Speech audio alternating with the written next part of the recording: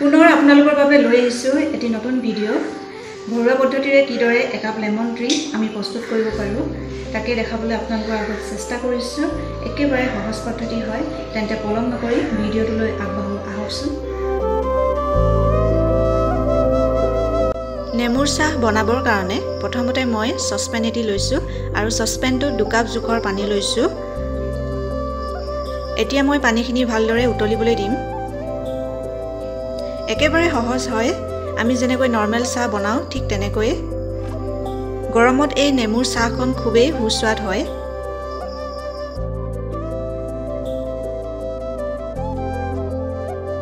পানীখিনি উতলাৰ লগে লগে চাহপাত অলপ দিছো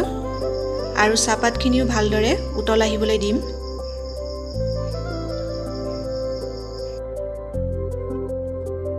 এতিয়া মই উতল আহি থকা চাহখিনিত পিছি লোৱা আদা অকণ দিছো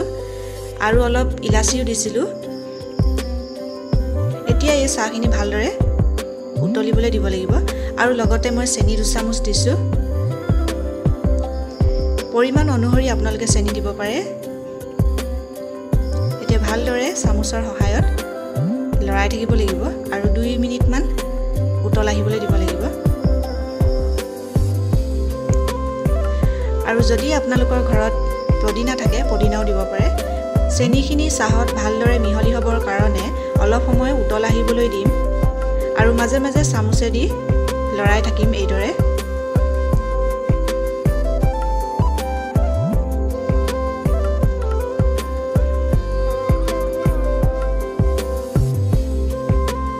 এতিয়া চাহখিনি 2-3 মিনিট মান উতলি থকাৰ পাছত লাহেকৈ গেছৰ ফ্লেমটো অফ কৰি দিম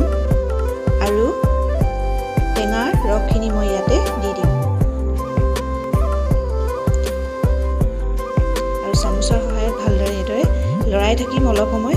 কাজি নেমুত প্ৰচুৰ পৰিমাণে ভিটামিন চি পোৱা যায় সেয়েহে আমি মাজে সময়ে কাজি নেমুৰ চৰবত নাইবা কাজি নেমুৰ চাহ খাই থাকিলে ভাল হয়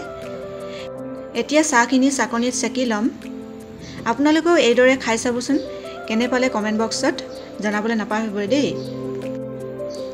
কালাৰটো খুব ধুনীয়া আহিছে এটা নেচাৰেল কালাৰ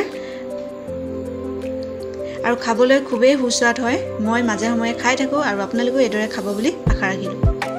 আজিলৈ ভিডিওটো ইমানেই আছিল ধন্যবাদ